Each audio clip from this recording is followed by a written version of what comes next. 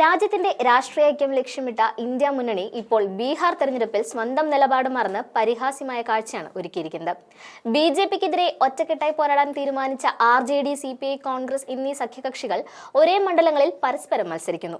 ബി.ജെ.പിയെ നേരിടുന്നതിന് മുൻപ് സ്വന്തം സഖ്യകക്ഷികളുടെ അടിത്തറ പരസ്പരം തകർക്കാനുള്ള തിരക്കിലാണ് മുന്നണി. പ്രതിപക്ഷത്തെ നോക്കിച്ചിരിക്കാൻ മനഃപൂർവ്വം അവസരം കൊടുത്തതുപോലെയായി ഇപ്പോൾ.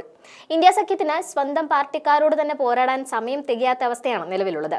ബീഹാറിലെ പ്രതിപക്ഷത്തെ ഒറ്റക്കെട്ടായി കാണാൻ ആഗ്രഹിച്ച ജനങ്ങൾക്ക് മുന്നിൽ ഈ ഐക്യത്തോടെയുള്ള പോര് ഒരു തമാശയായി മാറിക്കഴിഞ്ഞു. സംസ്ഥാന രാഷ്ട്രീയത്തിലെ വോട്ടുകൾ പരസ്പരം വിഭജിച്ച് അവസാനം എല്ലാം ബി.ജെ.പിക്ക് നൽകാനുള്ള തന്ത്രമാണോ ഇതെന്നും സംശയിക്കണം. മറ്റാരും തോൽപ്പിക്കേണ്ട, ഞങ്ങൾ തന്നെ പരസ്പരം മത്സരിച്ച് തോറ്റോളാം എന്ന സഖ്യത്തിന്റെ ഈ തീരുമാനത്തിന്റെ യുക്തി ആർക്കും പിടികിട്ടുന്നില്ല. ഈ തമ്മിൽ ഇതേപോലെ തുടരുകയാണെങ്കിൽ ബി.ജെ.പിക്ക് ഈ തിരഞ്ഞെടുപ്പ് വളരെ എളുപ്പമാകുമെന്നതിൽ സംശയം വേണ്ട. പ്രതിപക്ഷത്തിന്റെ ഈ ആത്മഹത്യാ സ്ക്വാഡ് പ്രകടനം കാരണം ബി.ജെ.പിക്ക് ബീഹാറിൽ സ്ഥാനാർത്ഥികളെ നിർത്തേണ്ട ആവശ്യം പോലും ഇല്ലാതാകും.